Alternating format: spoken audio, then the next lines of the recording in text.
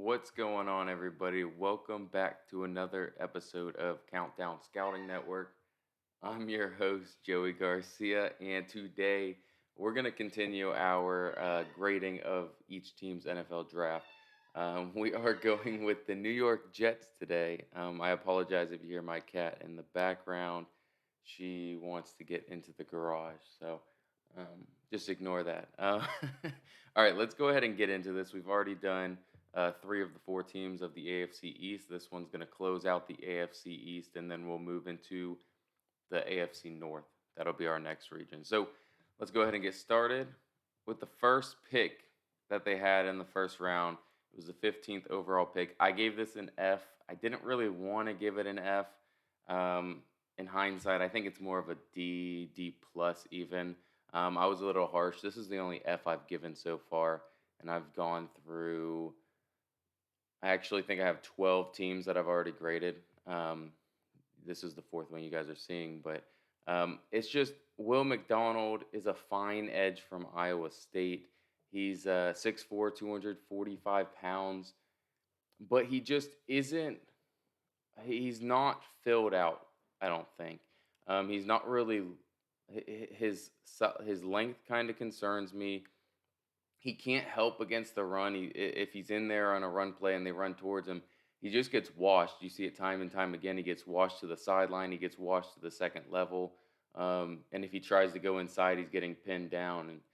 And he really can't do anything against the run.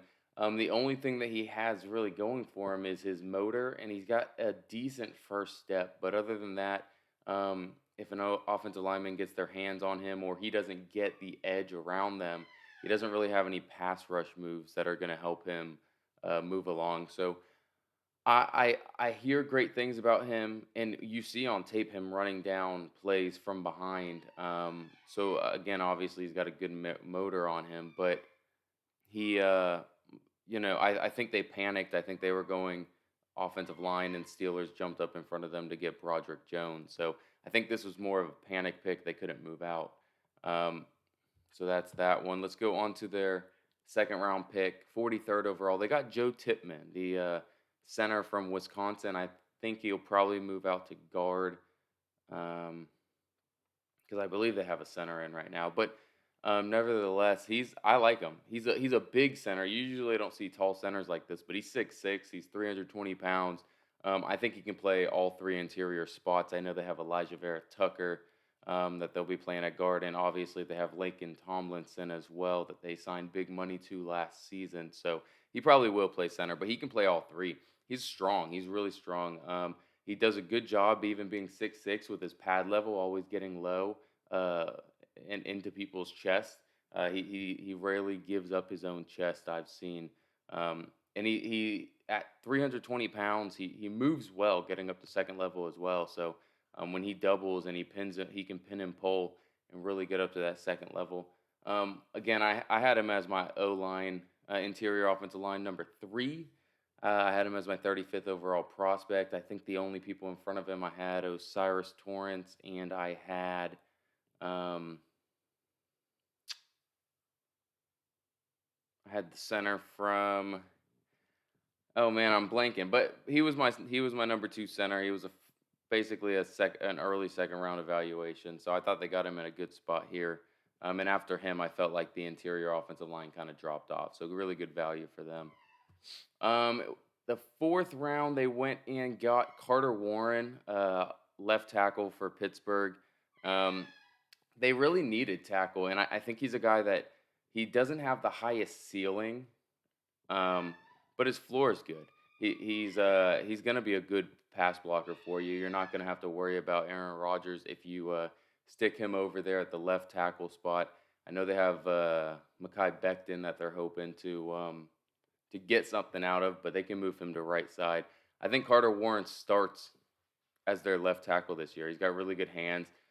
His lower body's weak, so with with some uh, with some bull rush moves, he might get caught not being able to anchor down in time. But he's got really good hand placement, and he's got really good feet as well for pass blocking. He doesn't really move guys in the run game, but with this the scheme that they run, with this, it's kind of a wide zone scheme. He doesn't really have to push guys off their spot. He just has to not let them penetrate the backfield. So I think that's a really good pick, and I think he's going to start for them day one.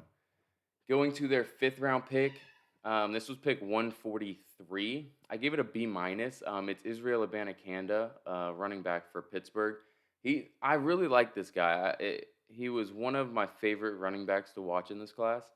He's 6 foot, 215 pounds, and runs a legit 4.4. He's got track speed. His contact balance is really good. I wasn't too impressed with his vision. I think he's has average vision at best. So running their wide zone scheme, I think it's gonna be a little difficult for him. Um, but if you just get him out in space, you run jet sweeps, or you run him in between the tackles, I think he'll do very well for you. Getting up to second level, if he can break through second level, this is a home run hitter, and to be a 1-2 punch with Brees Hall. Um, I really, really like it. You're not going to really use him in the pass game. He doesn't pass protect very well. That's something that he might be able to improve on because he does have the size. He just isn't ready for that, and his hands are just moderate at best, I would say. So let's go to their sixth round pick. They got Zaire Barnes from Western Michigan. He's basically a guy who is gonna be a solid special teams player for you, and you might be able to build him into more. He's a 6 foot 1, 227 pound linebacker. He's a tweener. Um, he's athletic. He's kind of stocky built. He's not really long where you can ask him to go out in space, and he's not that instinctual in space either. But again, I think this is a solid special teams player. I think he has a chance to crack the 53 and potentially be a rotational guy and get there on, I don't know, maybe situational uh, pass rush reps. They had another sixth round pick. This is pick 204. This is Jarek Bernard Converse from LSU. He's a cornerback for them. He's 6 foot 1, 205 pounds. I did not watch his tape, so I forgot to go back and watch it and update this. So he got an incomplete evaluation for me. Okay, and then round seven at pick 220. This was very surprising for me. I gave it this pick an A plus. It's Zach Kuntz, tight end from Old Dominion. Um, he's 6'7", 255 pounds. He was a high school quarterback, was recruited as a quarterback, converted over to tight end. Again, he's 6'7". That's a true 6'7". He's not 6'5" and a half, and they call him 6'7". He measured out at 6'7" and 255 pounds. And if you look at the picture that's up on the screen right now, he's going to build into that frame if he really wants to. He's a really phenomenal athlete. He's got a good football IQ, and I think he'll put on another 15 pounds easily without hindering his athleticism. So in the seventh round, he's going to start out as your tight end 2, tight end 3.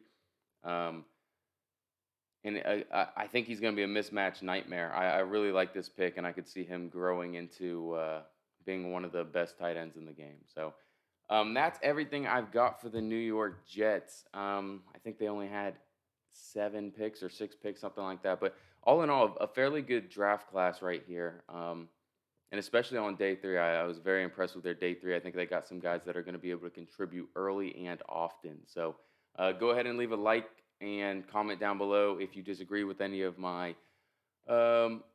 evaluation and grades for this. Tomorrow we will be doing the AFC North, and we will be starting with the division champ Cincinnati Bengals. So see you guys next time. Peace.